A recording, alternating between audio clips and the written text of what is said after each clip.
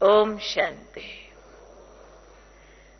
माताओं के मतलब का टॉपिक है नष्टो मोहा स्मृतिर्लब्धा।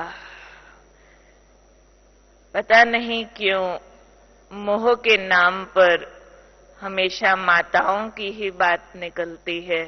वैसे तो भाइयों में भी होता है और कम नहीं होता, फिर भी माता कोमल हृदय है, शायद इसलिए नाम जास्ती आ गया है। और नष्टो मोहा स्मृतिर्लब्धा, ये महावाक्य जहां आता है वहां गीता संपूर्ण हो जाती है। गीता के 18 अध्यायों में जो आखिरी महावाक्य है वो यही है।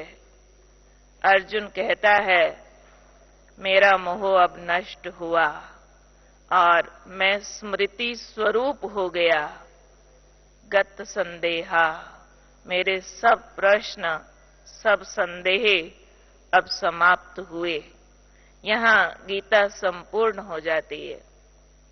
हालांकि देह अभिमान को नंबर 1 विकार कहा जाता है,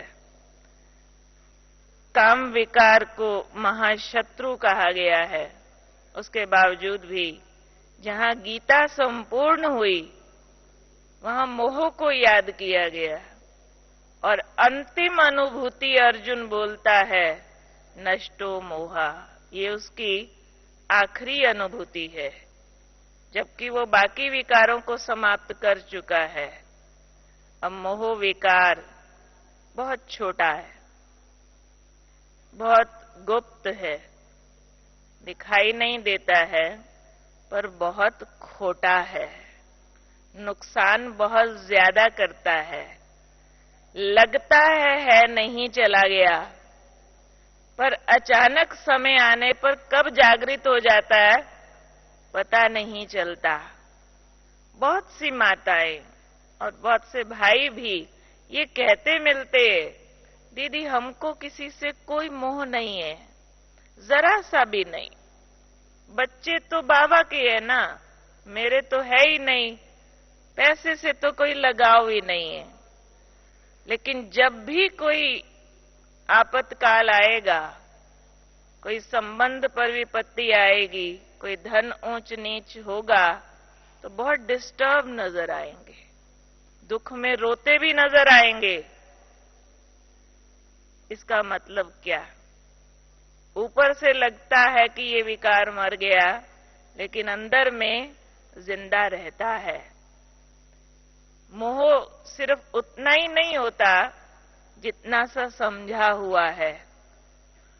उतना सा ही होता तो फिर अंतिम अभिव्यक्ति नष्टो मोहा की नहीं होती गीता की। ऊपर का बच्चों का फर्क नहीं पड़ता, पास है या नहीं, पैसे को नुकसान हुआ, चीज पदार्थ गया, इतनी सी ही बात होती तो फिर ये कोई लंबी चौड़ी बात नहीं थी। एक सूक्ष्म स्थिति है जिसका लिंक है स्मृतिर्लब्धा से। स्मृतिर्लब्धा क्या होता है, नष्टो मोहा क्या होता है, ये आज हम अच्छे से समझेंगे, क्योंकि ये गीता की संपूर्णता का अंतिम महावाक्य, यानी हमारी संपूर्णता का अंतिम कदम होगा। इसलिए इसके कुछ गुह्य रहस्य हमको मालूम होने चाहिए। पूरे महाभारत के बहुत बड़े झगड़े का कारण मोह था। धृतराष्ट्र मोह में अंधा है, हम ज्ञान अनुसार जानते हैं, आंख के अंधे की बात नहीं है, ज्ञान नैन नहीं है। और उसकी पूरी गाथा में भरा पड़ा बार बार कि वो जानता है क्या राइट है, जानता है क्या रॉन्ग है, बार बार वर्णन करता है मैं जानता हूं क्या ठीक है, लेकिन उस ठीक को करने की मेरे में क्षमता नहीं। जानता हूं क्या गलत है, लेकिन उससे अपने को मुक्त करने की मेरे में ताकत नहीं। दोनों बात जानता हूं, राइट और रॉन्ग, और उसको ओवर पावर कर रहा है बार बार। क्या? बार बार धृतराष्ट्र के ऊपर जो सवार हो रहा है वो है मोह। मोह में अंधा, दूसरी आंख की बात नहीं है।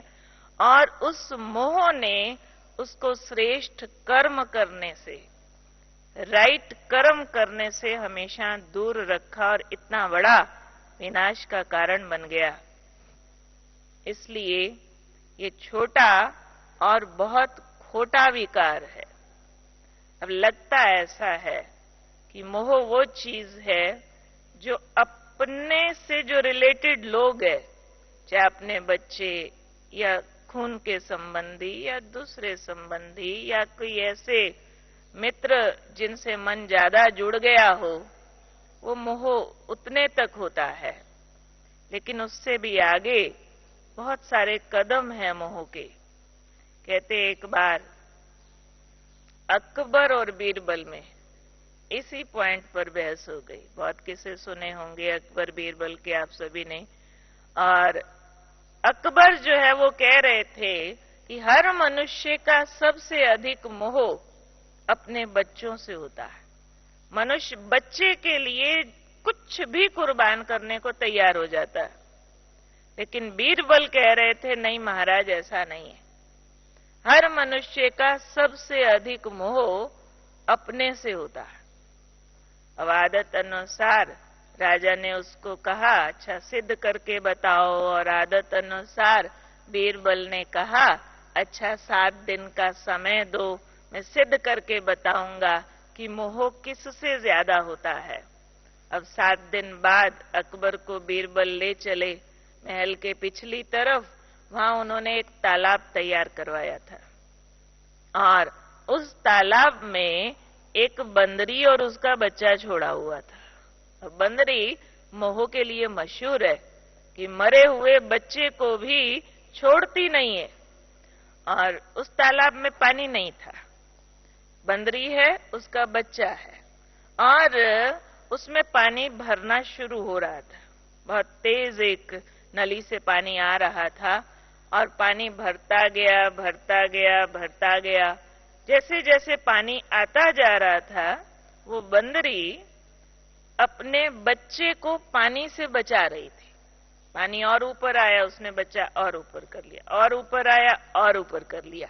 अब बीरबल बार बार उसको अकबर की तरफ देखते और अकबर उसको कह रहे थे देखा बीरबल, देखा कैसे बच्चे को बचा रही है, देखा अपने पर आ रही है तो भी बच्चे को बचा रही है। यहां तक पानी आया तब तक बच्चे को बचाती रही, यहां भी आ गया, अब यहां भी आ गया। इतना ऊंचा पानी आ गया तो ऐसे डोलने लगी, डूबने की बारी आ गई। और पानी आया तो बच्चे को पैर के नीचे रख के ऊपर खड़ी हो गई। अब हर एक को अपनी जान ज्यादा प्यारी होती है। और यहां जो हम ज्ञान अनुसार बात करते हैं वो है देह का मोह, पहला नंबर, जिसको बाबा देह अभिमान कहते हैं। इस देह में आत्मा लंबे काल से रही है, इस जन्म का भी लंबा काल है, और कई जन्मों से देह को मैं कहने की आदत पड़ी हुई है। और देह को कष्ट हुआ लगेगा मैं को हुआ, देह बीमार हुई लगेगा मैं बीमार हुई, देह के पदार्थ को नुकसान हुआ तो लगेगा मैं को घाटा पड़ गया। ये मैं हमारी बहुत लंबे काल से उलट गई हुई है। मैं आत्मा के बजाय मैं शरीर हो गया है। तो इसलिए बाबा ने हमें ज्ञान की मंजिल दी है, चरम सीमा दी है कि मैं देह नहीं, मैं आत्मा का अर्थ फिर यही है जो लगे 2 टुकड़ा है। इसको कुछ भी हो रहा है, देह बीमार हो रही है, कुछ भी हो रहा है, लगे कि सेकंड पर्सन को हो रहा है। जैसे पड़ोसी को बुखार है, घर में किसी रिश्तेदार बीमार है, उसकी सेवा करेंगे, सब कुछ करेंगे, पर जितना दर्द की फीलिंग उसको होती है उतना अपने को नहीं होती। तो हमारे ज्ञान मार्ग की पराकाष्ठा ये है कि देह की संभाल करते हुए भी इस देह को जो कुछ ऊंच नीच हो रहा, चलो बाबा की याद में वतन में जाके बाबा के आगे बिंदु होके बैठ जाना, देह नीचे छोड़ जाना।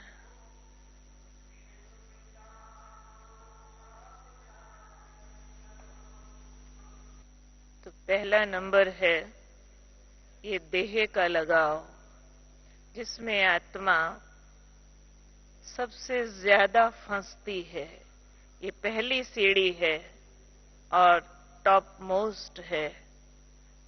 कितना भी हमें ज्ञान हो गया है कि मैं शरीर नहीं हूं, मैं आत्मा हूं, उसके बावजूद भी अगर कोई कहता है आज बहुत स्मार्ट लग रहे हो, बहुत सुंदर लग रहे हो, तो हमने देखा है सबके चेहरे पर एक स्पेशल सी मुस्कुराहट आती है, जैसे कि उनको कोई उपलब्धि सी फील होती है। जबकि हम अच्छी तरह जानते हैं कि यहां सुंदर या असुंदर आत्मा का महत्व है। शरीर तो नाशवान है, ज्ञान जानते भी है, रोज उसको रिपीट भी करते हैं। फिर भी अभी भी अगर पूछा जाए कितनी माताएं, कितने भाई बहनें इस शरीर को अच्छा दिखाने के लिए स्पेशल खरीदारी करते हैं, स्पेशल खर्चा करेंगे, स्पेशल समय लगाएंगे ताकि दिखे कि ये सुंदर है और इसकी महिमा हो, इसके आराम के लिए, इसके स्वादों के लिए। और इस देह के रख रखाव में एक दिन की कितनी शक्तियां हमारी लगातार नष्ट हो रही है। इसलिए देह का मोह, इससे सबसे पहले ऊपर उठने की जरूरत है। ये सबसे ऊंची मंजिल है, जिसको बाबा ने अक्सर कहा हुआ है कि ये आपका पहला पाठ भी यही है और अंतिम पाठ भी यही है। बाबा ने 14 साल जो हैदराबाद सिंध में तपस्या कराई, उसमें सबसे मुख्य तपस्या ये देह भान को भूलने वाली कराई। बड़े दादी का हमें याद है, दादी प्रकाश मणि जी कहा करते थे कि आत्मिक स्थिति का हमें इतना अभ्यास पक्का हो गया है, जो मैं स्त्री के शरीर वाली हूं, ये सोचने के लिए मुझे जोर लगता है। सहज स्वाभाविक नहीं ध्यान आता कि कोई फीमेल का शरीर लगा हुआ है। इतना बाबा ने अभ्यास कराया। अब अभ्यास ऐसे करती थी वो बहनें, एक बहन गोबर के उपले बना रही है, दूसरी बहन दौड़ी आई, बहन क्या कर रही हो? हाथ में गोबर है, और जवाब देती है स्वर्ग बना रही हूं। क्योंकि बुद्धि देह और देह के कर्म में फंसी हुई नहीं है।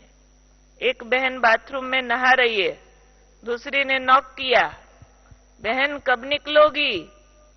अंदर वाली जवाब देती है जब शरीर छूटेगा।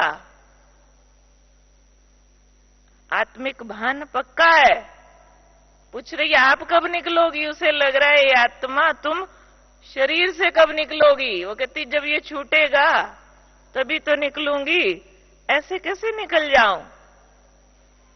तो सदा याद रहे मैं के नाम पर आत्मा होती है और मेरा भी दो तरह का, एक लगाव वाला मेरा है, एक वो मेरा है जो सिर्फ मेरे से रिलेटेड है, मैं जिससे कंसर्न्ड हूं, जिसके लिए मुझे काम करना है, जिसकी मुझे सेवा करनी है, जिसके साथ मेरा लिंक जुटा हुआ है।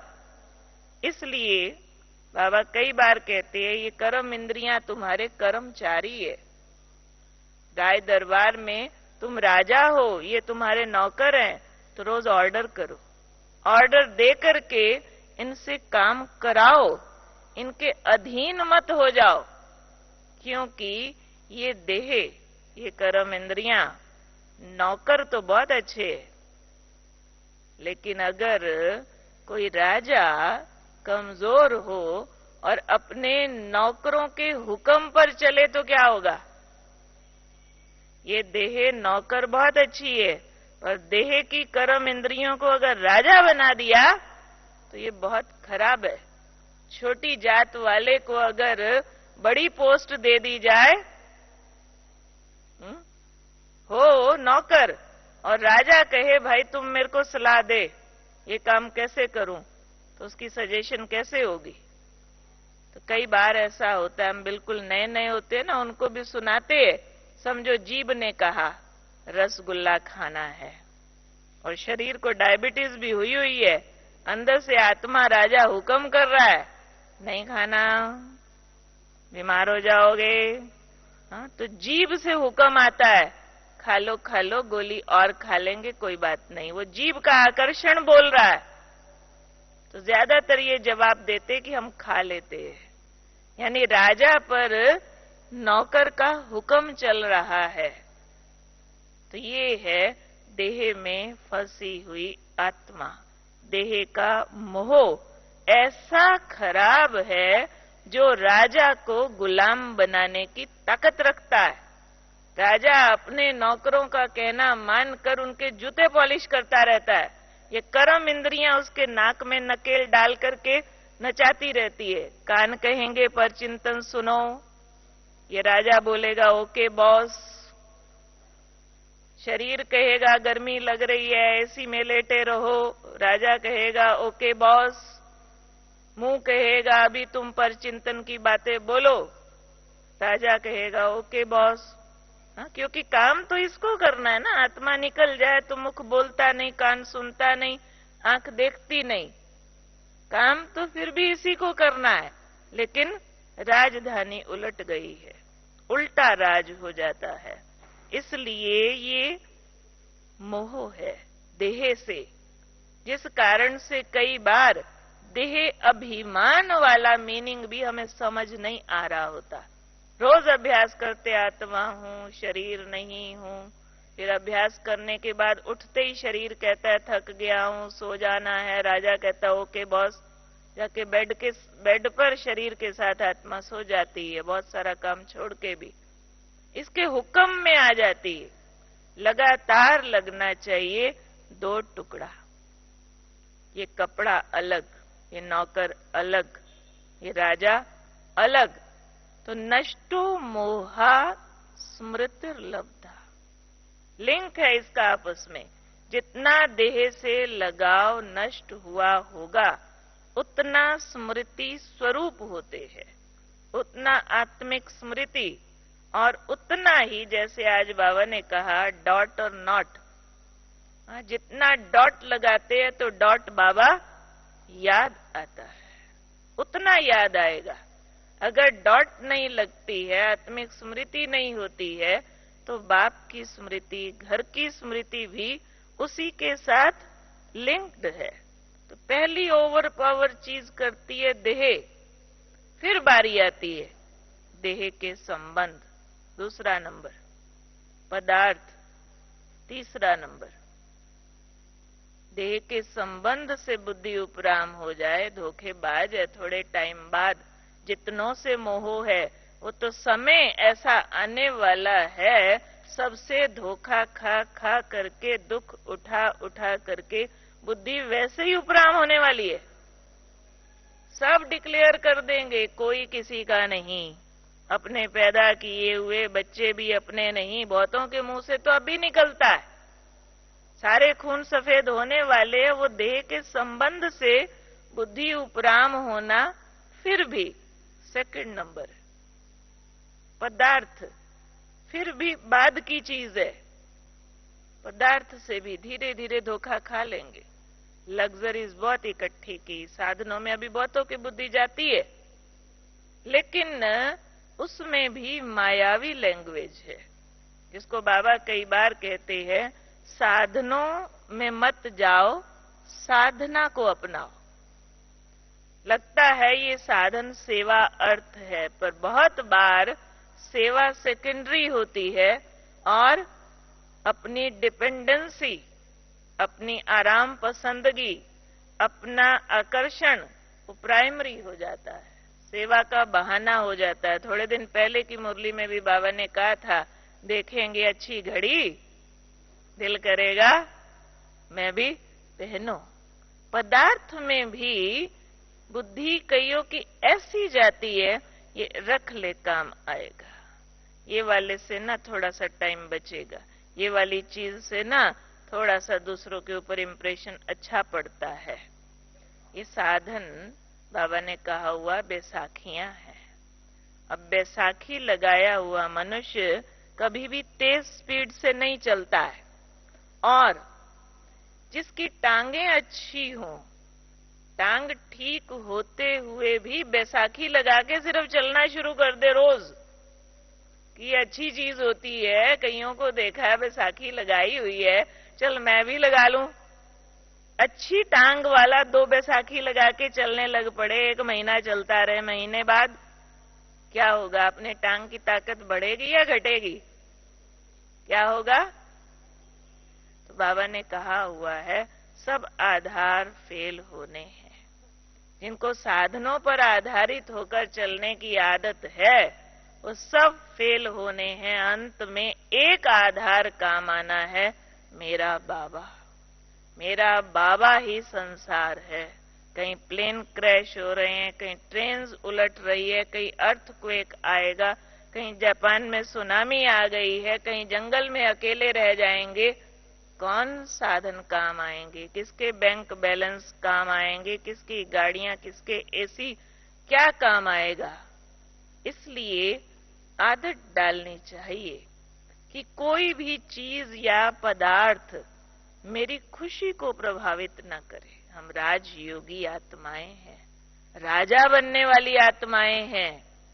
कहीं ऐसा तो नहीं जैसे ही गर्मी लगती है अपने घर का एसी वाला कमरा याद आ जाता है, और फिर उस याद में योग नहीं लगता, बेचैन जब तक वहां तक पहुंचेंगे नहीं। अपने मन में एसी कब लगाएंगे हम? जब बाहर वाले एसी पर डिपेंड रहेंगे तो मन का एसी तो फ्यूज उड़ा रहेगा। यहाँ पे एसी होना चाहिए, एयर कंडीशन, वो एसी होता है। यहाँ टीसी होना चाहिए, थॉट कंडीशनड। थॉट ऐसा कंडीशनड हो, चीज पदार्थ है तो भी वाह भला, ना है तो भी वाह भला, मेरी खुशी प्रभावित ना हो। बाबा ने अभी 2 दिन पहले की मुरली में कहा, ऐसा समय आने वाला घास खाना पड़ेगा। फिर ये नहीं कह सकते मक्खन के बिना नहीं रह सकते। जिनको ये शब्द है, कईयों की डिक्शनरी है, इसके बिना तो मेरा गुजारा ही नहीं है। ये जो चीजों की लिस्ट बनाई हुई है ना, वो सारी लिस्ट को काटा लगा दो। अगर गुजारा नहीं है तो सिर्फ बाबा के बिना नहीं है, बाकी सब आधार छूटने वाले हैं। ये आधार तब तक थे जब तक बाबा नहीं मिला था, वरना तो बाबा ने कहा हुआ है, ये जो कहा हुआ ना महावाक्य, अंत में मेरे बच्चों को दाल रोटी मिलता रहेगा, सारी दुनिया भूख मरेगी, मेरे बच्चों को मिलता रहेगा। इसका क्या मतलब है? अब सोचो, कोई को दाल ही पसंद नहीं है और अंत में दाल रोटी मिलना है, तो क्या होगा? उसमें पसंदगियां नहीं चाहिए। बाबा ने कहा था, समझो अकाल पड़ गया, सब कुछ जहरीला मिल रहा है, लेकिन ये गारंटी बाबा की है श्रीमत पर चलने वाले बच्चों के लिए। जो श्रीमत पर होंगे, ऐसे आपातकाल में बाबा वतन में उनका पेट भर देगा। और वतन में पेट किनका भरेगा? वतन में पेट किनका भरेगा बाबा?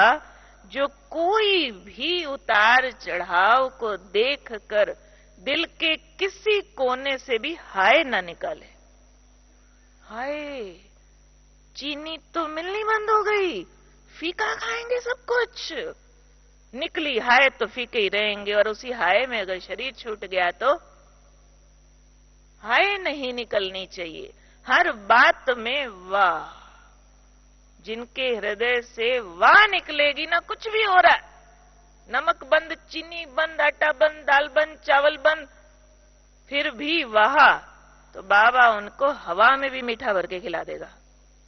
बाबा है भगवान, सर्वशक्तिमान, कोई छोटी बात नहीं है। निश्चय बुद्धि विजयंती, आधार सब छूटने हैं। जैसे लेंटर डलता है ना, आप में से बहुतों को पता होगा, मकान में लेंटर डलता है। तो लेंटर डलने की एक विधि होती है। पहले शटरिंग की जाती है, नकली छत बनाई जाती है, ऊपर लकड़ी के लोहे के टिन लगा के, नीचे लकड़ी की बांसें लगा के, फिर उसके ऊपर लेंटर डाल देते हैं। उसमें बहुत सरिया, मसाला, हैवी चीज, और जब वो गीला है तब अगर नीचे से उसकी लकड़ियां खींच दी जाएं तो सारी छत नीचे आ जाएगी। वो हफ्ता, 10 दिन, 15 दिन बाद जब पूरा सूख जाता है तब नीचे से सारी लकड़ियां और वो लोहे की टीनें हटा देते, फिर वो सारी उम्र के लिए खड़ी रहती है छत, सारी उम्र के लिए। अब उसको आधार नहीं चाहिए। तो हम राजयोगी आत्माएं हैं। अब हमको बाबा ज्ञान योग की शटरिंग दे दे दे दे करके हमारा लेंटर पक्का कर रहा है, और उसके बाद हमें ये दुनिया की कोई बैसाखियां, कोई लकड़ियां नहीं चाहिए। हमारे जीवन का आधार केवल बाबा है, कोई पदार्थ नहीं, कोई संबंधी नहीं। कभी कोई संबंधी को गलती से भी ऐसा मत बोल देना, तेरे बिना तो मैं रह नहीं सकती। कहते तो नहीं हो किसी को? पहली ये बड़ी खतरनाक भाषा। दूसरा, कई लोग अपने संबंधियों को फोन करके बोल रहे होते, तुम तो मुझे भूल ही गए। और अगर उन्होंने सच में कह दिया, हाँ इतने दिन तो 6 महीना हो गया, आपकी याद ही नहीं आई, हम भूल ही गए थे, हाय हाय ऐसे तुम गैर हो गए हो। अरे अच्छा हुआ वो आपको भूले, आप उनको भूले। बाबा तो पहले यही पाठ पढ़ा रहा ना, देह सहित, बोलो बाबा का महावाक्य, सबको रटा पड़ा है ये महावाक्य। देह सहित देह के सब संबंधों को भूल, एक मुझ बाप को। फिर कोई को फोन पे कैसे बोलते हैं, तुम मुझे भूल क्यों गए? हाँ, बाबा भी कहा करते थे, खुश रहो, आबाद रहो, न बिसरो न याद रहो। याद रख के भी, किसी की यादें यहां डाल के भी क्या करना, उतना बाबा की यादें माइनस हो जाएंगी ना। ये तो व्यर्थ संकल्पों से हटना, मुरली के रट्टे नहीं लगाने, उसका स्वरूप बनना है। वही बात अभी स्मृति स्वरूप वाली हम समझेंगे। तो देह, संबंध, पदार्थ। चौथा, बहुत खतरनाक मोह, जो और ज्यादा छोटा और खोटा है, और ज्यादा, वो है अपने स्वभाव संस्कार से मोह। अपना life style, way of doing, हर एक ने अपनी रिजिडिटीज फिक्स की होती है। मुझे ऐसे ही बोलना अच्छा लगता है, मुझे ऐसे ही सुनना अच्छा लगता है, मुझे सुबह ये वाला काम पसंद नहीं, ये वाला पसंद है, शाम को ये वाला पसंद नहीं, ये वाला पसंद है। अपने संस्कार स्वभाव से लगाओ, जिसको बाबा कई बार मुरली में कहते हैं। बहुत बच्चे कहते हैं, ये मेरी नेचर है, ये मेरी नेचर है। अब नेचर क्या चीज होती है? ओरिजिनल। तो बाबा ने कहा, आपकी ओरिजिनल नेचर तो सिर्फ शांति और पवित्रता है, बाकी सब कुछ तो माया की देन है। माया की दी हुई नेचर, उसको कैसे मेरी नेचर कहते हो? वो तो रावण की चीज को अपनी चीज कहते हो। ये तो वो हाल हुआ, राम के बच्चे रावण के घर से चीजें चोरी करके ला रहे हैं। ये रावण की पराई चीजें थी, राम के बच्चे जा रहे हैं रावण के घर चीजें चोरी करके। और जिसकी चीज चोरी होके किसी के घर चली जाती है तो क्या होता है? क्या होता है? उसको पता चलेगा मेरी चीज फलाना चोरी करके ले गया तो अटैक करेगा ना। तो रावण के संस्कार को मेरा संस्कार कहना माना, रावण को इनविटेशन देना, वो चाहे थोड़ा हो या ज्यादा हो, रावण आपसे मिलने जरूर आ जाएगा। तो ये जो छोटी छोटी रिजिडिटीज हम लोगों ने क्रिएट की हुई है, ऐसा ही पसंद है, ऐसा ही होना चाहिए, नहीं तो मूड अपसेट होता है।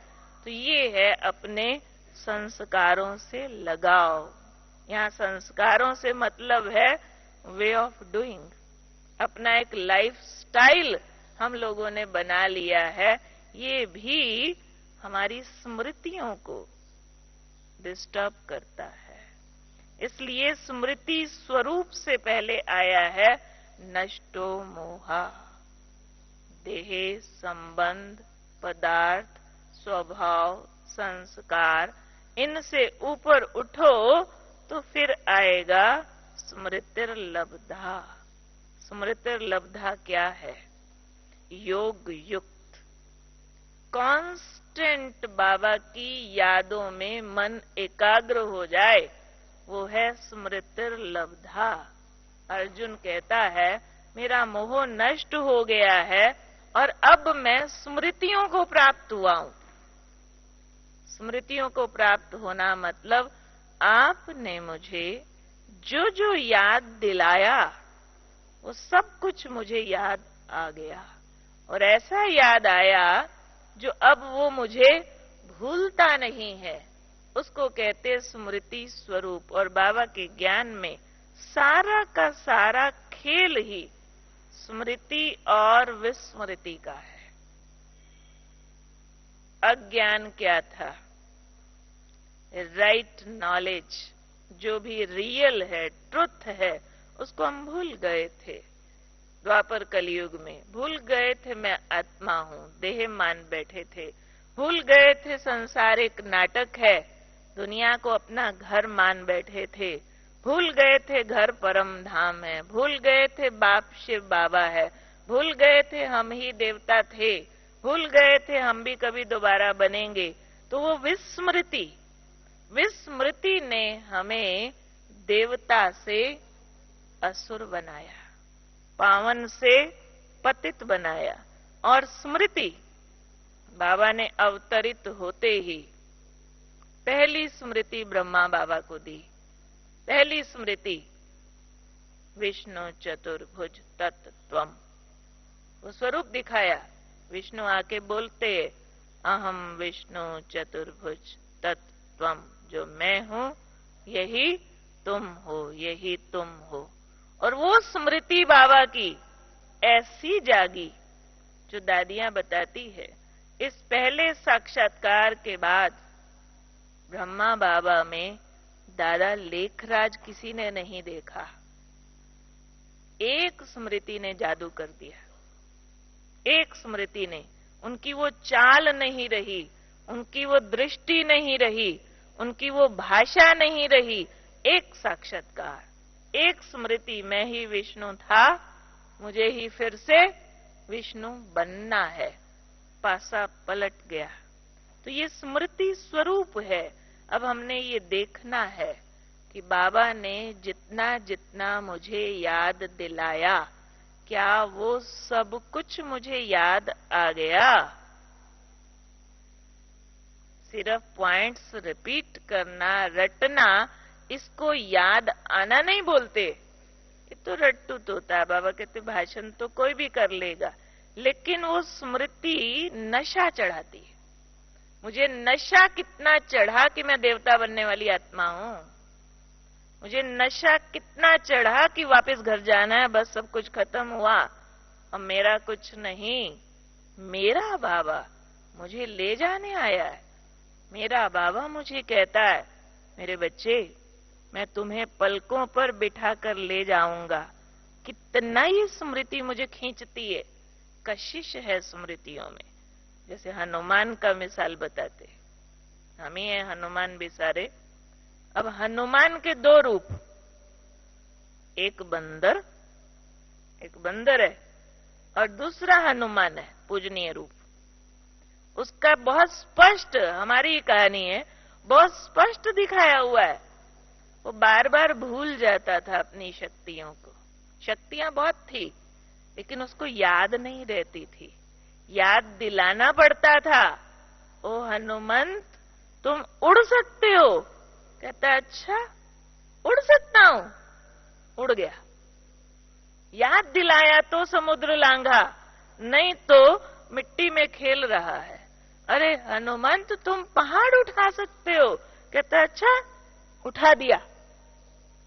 नहीं तो ऐसे ही बैठा था भोला बंदर। तो बाबा भी हम बच्चों को क्या कहते हैं, तुम भी कौन थे सब, कौन थे हम सब। हाँ, बाबा बंदर भी हमें इतने प्यार से कहता है जो हमें माइंड नहीं होता है। हम सब भी तो बंदर थे। अभी दोनों स्थितियां हैं।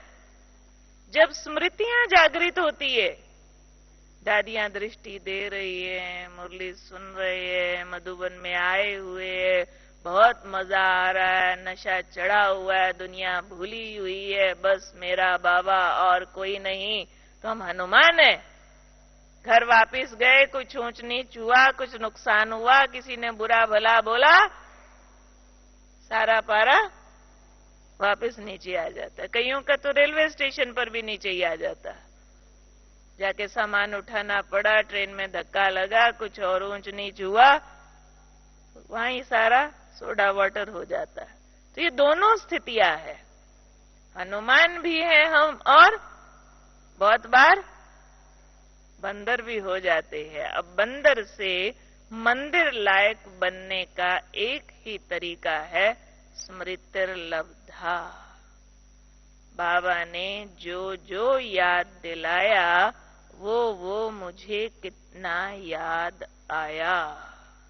छोटा सा पहला लेसन ही, मैं देह नहीं, मैं आत्मा हूं। अगर रात को चार्ट चेक करो और उसमें गिनती लिखो, एक दिन में मुझे कितनी बार याद आया कि मैं भी आत्मा हूं, सामने वाला भी आत्मा है, तो गिनती बहुत कम निकलती है, बहुत कम निकलती है।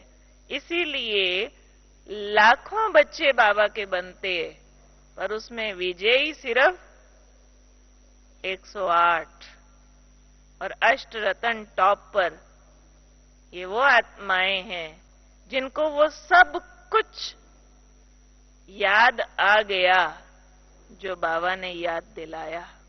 न सिर्फ याद आ गया, लेकिन याद रह गया। यादें स्थायी हो गई, वो वाली यादें रिप्लेस नहीं हुई। बाकियों की रिप्लेस होती है। इसको बाबा कहते ब्राह्मणों की माला नहीं बन सकती, क्योंकि उतार और चढ़ाव ब्राह्मणों का होता रहता है। नष्टो मोहा के साथ लिंक है स्मृतिर्लब्धा, क्योंकि जितना हम जुड़े हुए हैं, देह पदार्थ संबंध, उनको मेरा मेरा कर रहे हैं, तो बाबा के द्वारा दी हुई स्मृतियों को मेरा अंदर गहराई तक नहीं समझ पाते। वो उतना गहरे तक उतरे, वो तब होगा जब वो मेरा को तेरा करेंगे। बाबा ने कहा एक मात्रा का अंतर करो बस। देह मेरी, ब्रह्मा बाबा ने क्या किया? बहुत हंसी की बात साकार मुरली में बाबा कभी कभी बोलते हैं। हाँ, ब्रह्मा बाबा कहते हैं ये शरीर मेरा नहीं, मैंने तो शिव बाबा को लोन पर दे दिया। और शिव बाबा कहते हैं ये शरीर मेरा नहीं, मैंने तो ब्रह्मा से लोन पर लिया है। कोई भी वली वारिस नहीं बनता उस शरीर का, दोनों ही न्यारे। और इसलिए दोनों सृष्टि की टॉप मोस्ट अथॉरिटीज है। पहले नंबर पर सर्वशक्तिमान शिव बाबा और दूसरे नंबर पर, क्योंकि देह में फंसे ही नहीं, दोनों देह से न्यारे। वो कहते मैंने लोन पर दे दी, वो कहते मेरी तो लोन की है, अपनी नहीं है। दोनों ही न्यारे है ना। तो ये स्मृति है अंदर की, जो ये लगाव त्यागा, मेरा मेरा को किया तेरा। ब्रह्मा बाबा भोजन भी करते, कहते शिव बाबा को भोग लगा रहा हूं। शिव बाबा खा रहे, मैं थोड़े खा रहा हूं। मेरा को तेरा कर दिया। देह तो प्राइवेट थी ना, लेकिन मेरा को तेरा किया। स्नान भी कर रहे हैं, कहते शिव को लोटी चढ़ा रहा हूं। स्नान भी कर रहे हैं, देह अपनी थी लेकिन इसको लोटी चढ़ा रहा हूं। कमाल है, कितनी बढ़िया लोटियां चढ़ाई ब्रह्मा बाबा ने शिव बाबा पर। वंडरफुल। मेरा को तेरा कर दिया, और धन को तो तेरा करने में ब्रह्मा बाबा ने सेकंड भी नहीं लगाया। ऐसे कमाल है प्यारे बाबा की, जो इतने बड़े सब्जेक्ट को बाबा ने एक मात्रा में इजी कर दिया। मैं को तय कर दो, बस मेरा को तेरा करते ही जो ये मोह वाली स्थिति है, ये स्मृतिर्लब्धा में चेंज हो जाएगी। वो भी तो एक स्मृति है ना। पराई चीज को मेरा कहना मोह है। ये सब कुछ पराया है जिसको हम मेरा कहते हैं। देह पराई है, प्रकृति के 5 तत्वों से बनी है। मेरे को एक मोटर काम करने के लिए मिली है, पराई चीज को हम अपना कह रहे हैं। देह पराई, संबंध मेरा बेटा, मेरा पति, मेरा भाई, मेरी बहन, मेरी पत्नी, बोलो भले बोलो, सब झूठ है, सब पराया। एक जन्म के भी नहीं होते, और उसके आगे और पीछे तो कोई कुछ और, कोई कुछ और होता है। तो इसलिए ये पराये को हम अपना कह रहे हैं। तो स्मृति स्वरूप है अपने को अपना कहना। और फिर तीसरा शब्द बोलता है अर्जुन, गत संदेहा। जब नष्टो मोहा हो, मेरे को तेरा करो, स्मृतिर्लब्धा, जो बाबा ने याद दिलाया वो याद आ जाए, तब कहा जाए गत संदेहा। अब मेरे सारे प्रश्न समाप्त हो गए। संदेह है शक, सवाल, क्वेश्चंस, डाउट्स, वो सारे खत्म हो गए। और जब डाउट सारे खत्म होते हैं, प्रश्न सारे समाप्त होते हैं, तो बाबा कहते हैं जो प्रसन्न चित्त है वो प्रसन्न चित्त कभी नहीं हो सकता। प्रश्नों की समाप्ति ही हमारी अंतिम कर्मातीत अवस्था है। जब हम कोई बात पर ये नहीं कह सकते ये मुझे नहीं पता कैसे किया जाएगा, इस बात का अनुभव क्या होता है मुझे नहीं मालूम, मैंने संपूर्ण सुख और आनंद का अनुभव नहीं किया, मैंने बाबा से इस संबंध का अनुभव नहीं किया, हर अनुभव कर चुके, और अब कोई बात ऐसी बची नहीं जो जानने योग्य हो। सब कुछ जान गए। यहाँ जानना सिर्फ इंटेलेक्चुअल बात नहीं, अनुभूतियों से जान गए। तब है गत संदेहा, तब आत्मा संपूर्ण हल्की होती है और फरिश्ता बनकर वतन की ओर उड़ सकती है। तो ये है गीता का 18वां अध्याय और उसका भी अंतिम महावाक्य, नष्टो मोहा स्मृतिर्लब्धा गत संदेहा। ओम शांति।